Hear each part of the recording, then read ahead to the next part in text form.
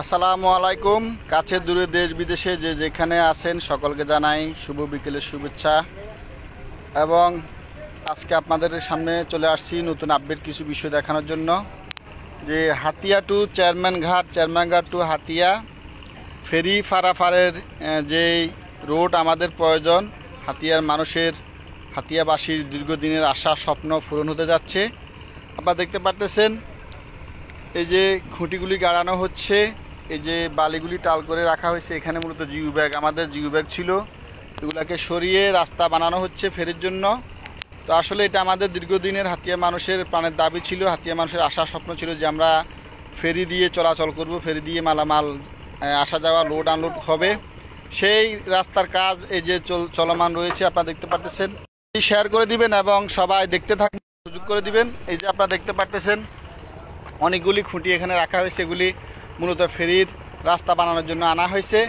ফেরির রাস্তা বানাতে হলে এগুলা দুই পাশে গাঁটতে হবে, কারণ রাস্তা অনেক চওড়া এবং অনেক শক্ত করতে হবে। এই জন্যে এই খুঁটিগুলি আনা হয়েছে, রাখা হয়েছে। আপনারা দেখতে পাচ্ছেন অনেক শ্রমিক কাজ করতেছে, কাজ চলমান রয়েছে।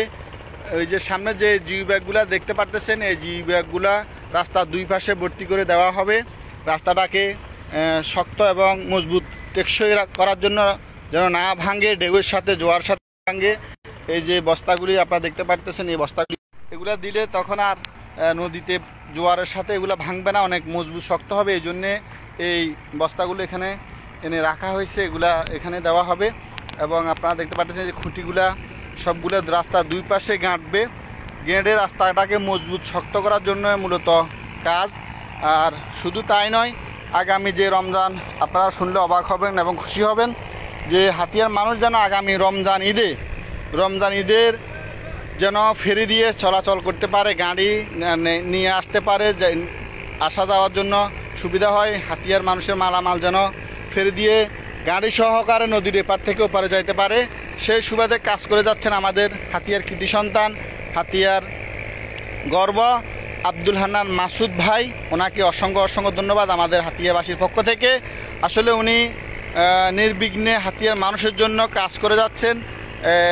উনি হাতিয়ার এই ফেরির জন্য মন্ত্রণালয়ে অনেকবার গিয়েছেন, funny union board, BAWTA, TC সব জায়গায় উনি অফিসে দৌড়িয়ে অবশেষে আমাদের হাতিয়ার মানুষের জন্য এই ফেরির কাজটা করেছেন। তাই ওনাকে আমাদের হাতিয়ার মানুষের পক্ষ থেকে অসংখ্য ধন্যবাদ এবং ওনাকে শুভেচ্ছা, অভিনন্দন। আপনারা দেখতে পাচ্ছেন এই যে একটা রাস্তা হবে সোজা দক্ষিণ দিকে, এই যে সোজা দক্ষিণ দিকে পুরা এই রাস্তার সাথে জয়েন্ট হবে, পুরা রাস্তা হবে এখানে সোজা রাস্তা। আর জোয়ার থাকবে, ভর্তি পানি থাকবে, তখন একটা পল্টন ভর্তি, ওখানে যখন পানি কম থাকবে নদীতে ওই সময় লোড আনলোড হবে। সেই সুবাদে দুটি রাস্তা দুই পাশে করা হবে, দুইটা পল্টন দুই পাশে থাকবে, ফেরির দুইটা পল্টন থাকবে। দুইটা পল্টনে সুন্দরভাবে যেন যাতায়াতের কোনো ত্রুটি না হয়, মানুষ যেন সুন্দরভাবে আসা যাওয়া করতে পারে, এই জন্য দুটি পল্টন দুটি রাস্তা করা হচ্ছে, দুটি রাস্তা এখানে করা হবে। আপনারা দেখতে পারতেছেন খুব দ্রুতবেগে কাজ শুরু হয়েছে এবং